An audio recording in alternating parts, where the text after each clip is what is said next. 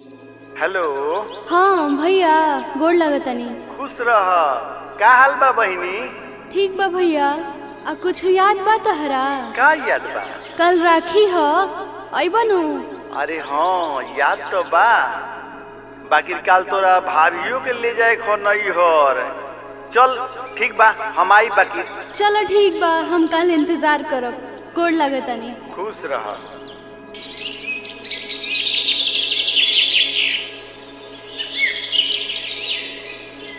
ए भौजी, तहार भैया ना यहाँ का हो? हाँ दुल्हन, काल बतियात रहू अपना भैया से, ना आई है का? अरे आज ले आइल बड़े की अब आई हैं। का बकवास कइले बड़लो, जा लो अपन काम करो लो।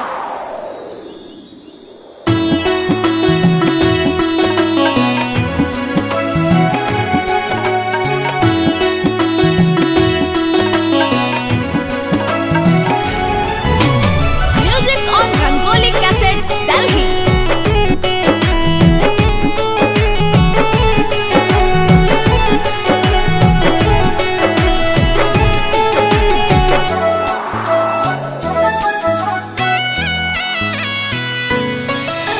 चंदन रोले काचा धागा रखनी थाल सजा के, पूरा करो आज निर्मल नाता राखी बांधवा के।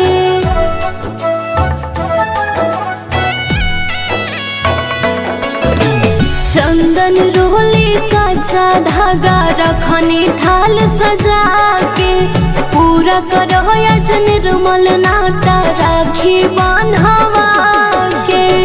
कहवा बिलमला लेके सुन रे कलैया, कहवा बिलमला लेके सुन रे कलैया, खोज ले बहिनिया के अखिया, रखिया के दिनवा ये भैया, खोज ले बहिनिया के अखिया, रखिया के दिनवा ये भैया।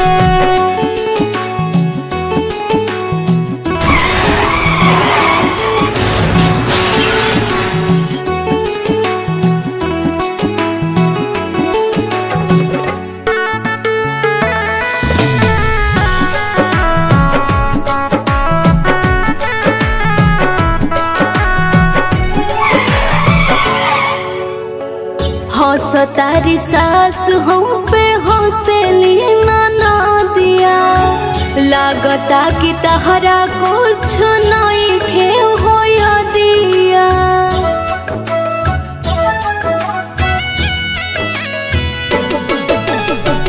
हंसतारी सास हम पे हंसेली ना दिया, लागता कि तहरा कुछ नहीं खे होया दिया। कौन करान इतना लगल समैया, कौन करान इतना लगल समैया, खोज ले बहिनिया के अखिया, रखिया के दिनवा ये भैया, खोज ले बहिनिया के अखिया, रखिया के दिनवा ये भैया।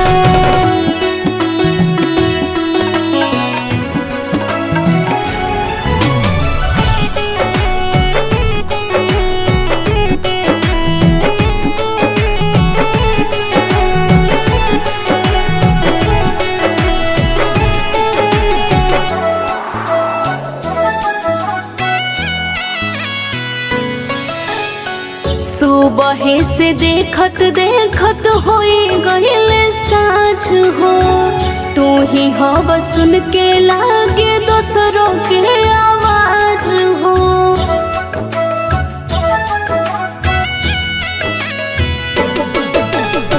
सुबह से देखत देखत होई गइले साँझ हो, तू ही हव सुन के लागे दोसरों के आवाज हो।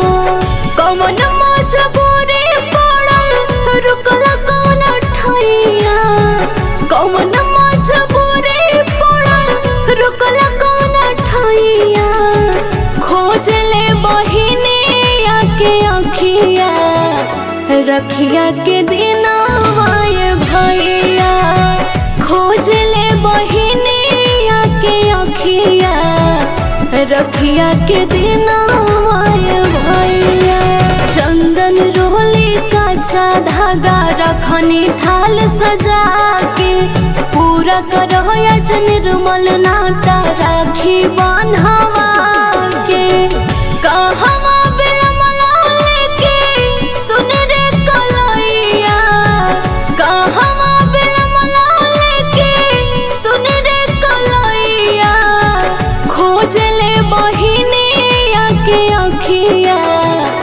रखिया के दिनवाए भैया खोज ले बहिनिया के अखिया रखिया के दिनवा